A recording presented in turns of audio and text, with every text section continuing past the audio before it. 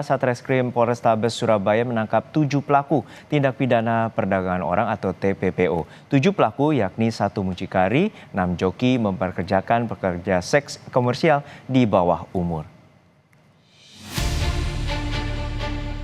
Inilah detik-detik penangkapan pelaku tindak pidana perdagangan orang atau TPPO di sebuah apartemen di Surabaya yang dilakukan unit PPA Satreskrim Polrestabes Surabaya.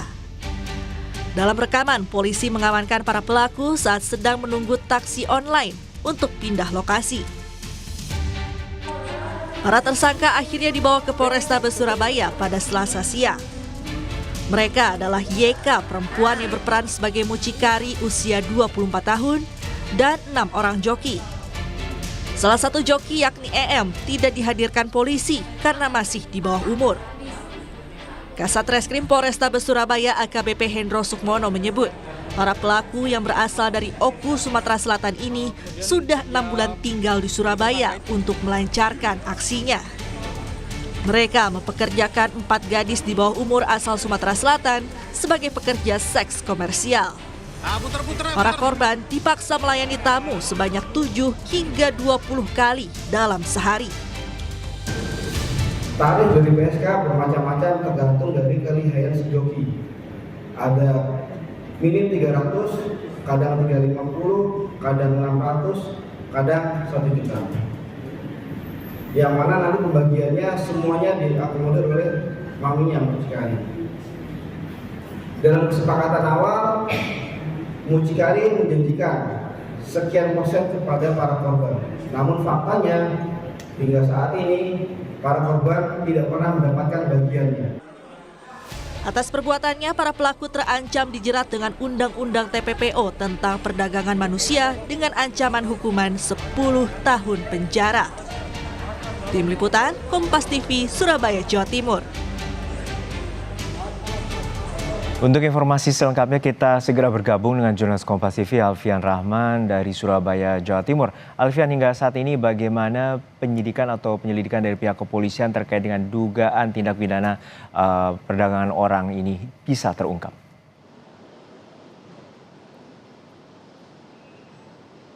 Ya, selamat siang Juno dan juga saudara, terkait bagaimana update terbaru dari penyelidikan dan pendalaman kasus dari TPPO yang melibatkan 4 korban di bawah umur dengan 7 tersangka yang berasal dari luar dari Surabaya ini sudah tergabung bersama saya, yaitu Kasat Reskrim Polrestabes Surabaya AKBP Hendro Sukmono untuk memberikan informasi lebih lanjut terkait hal tersebut. Selamat siang Bapak. Selamat siang. Ya. Pak, mungkin bisa ceritakan kepada pemirsa Kompas TV bagaimana awal mula pengungkapan dari kasus TPPO prostitusi yang melibatkan 7 tersangka di luar Surabaya ini, dan modus operandinya seperti apa Pak yang dilakukan selama ini? Kalau kami menjawab bagaimana awal pengungkapan adalah berawal si salah satu korban berusaha untuk melarikan diri dari tempat penampungan. Korban bersama dengan 3 korban lainnya, dia melarikan diri, kemudian menyampaikan peristiwa yang dialami kepada salah satu rekan yang ada di Surabaya, satu kampung kebetulan dari Sumatera Selatan. Kemudian rekan yang ada di Surabaya ini melaporkan ke Polrestabes Surabaya. Kemudian kami coba klarifikasi laporannya, coba kami dalami. Ini kita melakukan perencanaan terkait dengan masalah pengungkapan tersebut. Setelah kita fix terhadap perkaranya, kami datang ke lokasi di salah satu apartemen di Surabaya, di mana kami sudah memahami, mempelajari modus operandi dari pergerakan mereka, di mana mereka sekitar siang hari jam 1 sampai jam 2 siang mereka bergerak. Para mucikari berserta dengan joki dengan korban ini siang hari berangkat menuju ke beberapa hotel yang sudah ditargetkan. Ketika mereka akan berangkat, baru kami sergap. Di situ awal pengungkapannya. Modus operandi cara menawarkan jasa korban ini seperti apa Pak? Modus operandinya, si mucikari ini sebelum berangkat dia make up para PSK ini, kemudian berangkat ke hotel yang sudah dituju biasanya menyiapkan 4-5 kamar, kemudian 4 kamar untuk eksekusi, satunya untuk penampungan baik si mucikari maupun para korban, dibantu dengan 6 joki. 6 joki ini berada di sekitar hotel yang sudah dituju. Dia mengoperasionalkan micet. Dia seolah-olah berperan sebagai pekerja komersial tersebut, cek komersial tersebut. Yang mana nanti berkomunikasi langsung dengan para calon pelanggan. Setelah mendapatkan pelanggan, maka pelanggan ini digiring oleh joki mengarah ke hotel, kemudian sesampai di hotel baru dipertemukan dengan PSK-nya. Seperti itu. Sudah berapa lama ini Bapak terjadi? Dari keterangan para korban maupun saksi yang lain sudah beroperasional dari sejak Januari 2024 sampai dengan Mei ini.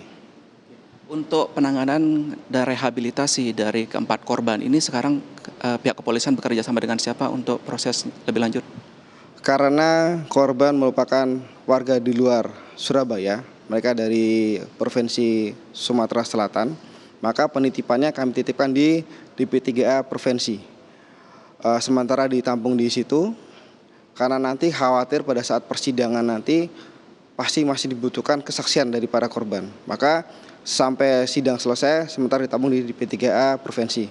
Baru setelah selesai, antar provinsi akan berkoordinasi untuk dikembalikan ke daerah asalnya.